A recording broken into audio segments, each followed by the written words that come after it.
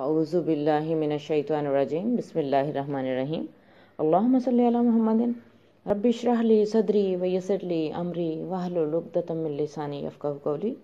السلام علیکم ورحمۃ اللہ وبرکاتہ۔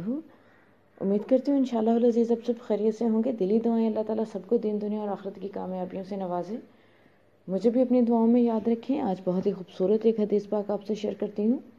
حضرت ابو ہریرہ رضی اللہ عنہ سے روایت ہے کہ نبی اکرم صلی اللہ علیہ وآلہ وسلم نے فرمایا، قرآن پاک میں ایک 30 آیتوں والی سورت ہے، اس سورت نے ایک آدمی کی شفاعت کی حتیٰ کہ اسے بخش دیا گیا، اور وہ سورت الملک ہے۔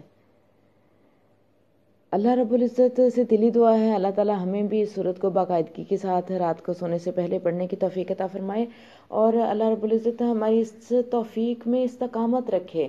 مسئلہ یہ ہوتا ہے کہ ہم کچھ دن کسی ایک چیز پر، کسی ایک عبادت کے کسی ایک انداز پر، کسی ایک پہلو پر قائم رہتے ہیں، اور پھر ہم اس پر استقامت اختیار نہیں کر سکتے، اور وہیں سے ہمارا جو ہے نا نقصان شروع ہو جاتا ہے۔ جب ہم کسی بھی ایک عمل کے اوپر چلنا شروع کریں تو پھر اللہ تعالیٰ ہمیں اس پر استقامت دے۔ دعا مانگتے رہنا چاہیے کہ اللہ تعالیٰ ہی ہم سے ہر نیک کام اور ہر